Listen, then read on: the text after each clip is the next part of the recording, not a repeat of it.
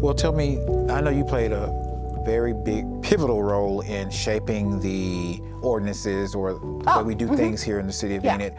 Tell me some of the major ordinances that you have helped the city to bring forth. We started in the 90s juvenile court, and so I had to write all those. And that was just when cities were beginning to do juvenile court, because juvenile court had always been a district court thing.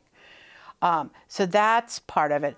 I also, having the animal control stuff, because I like animals and stuff, the dog parks and stuff, so I worked with Robert Hitt about creating the dog parks. And we actually have, which is interesting, we also designated some areas that aren't dog parks, but they are no-leash dog areas. So for instance, if you go to Government Springs South and you go past the ball fields, there are many acres before you get to the jail or the animal shelter, many acres and creek, and it's really pretty, and you can have your dog off leash there. And I think there's one or two other places that I just snuck in. Okay, I love it. All right. I also did, so for example, one of the things is, you have people that want to protest or talk and have signs and stuff. And so, and there is United States Supreme Court cases that will tell you where you can do that. But sometimes communities aren't supportive of that. So what I did was, so we've got, every city has something about you cannot block streets, you can't block sidewalks, you can't interfere with things. So one of the things that I decided, now other cities do it, but it's only the big cities. Okay, so what we've got is we still have those, that you shouldn't be asking people for money and blocking where there's traffic lights and stuff like that. So what I did was I put in, if you so desire, you can go to the police chief, you can explain what you want to do, what your protest or what your project is, and he'll talk with you, and then he'll write you out a letter that says this has been pre-approved.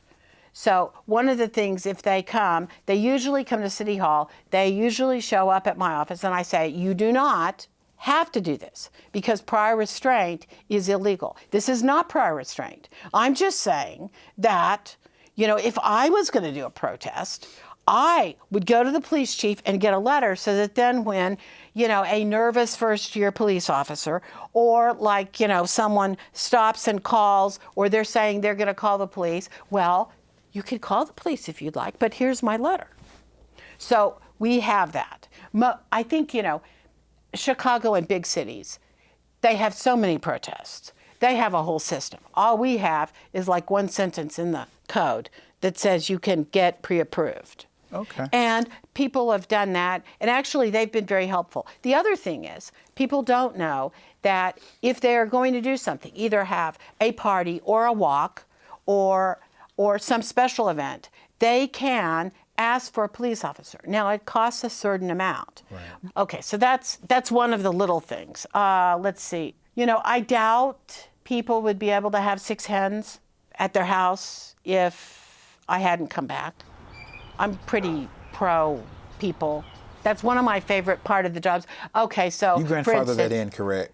No, it's not grandfather. We have some people that are grandfathered. Okay. But the hen waiver was, the animal control people said, we've got all these people and they just want a few numbers of hens and stuff. And I'd been doing ADA things for them if the reason why they wanted the hens was because, post-traumatic stress disorder, supposedly caring for animals is very helpful for that.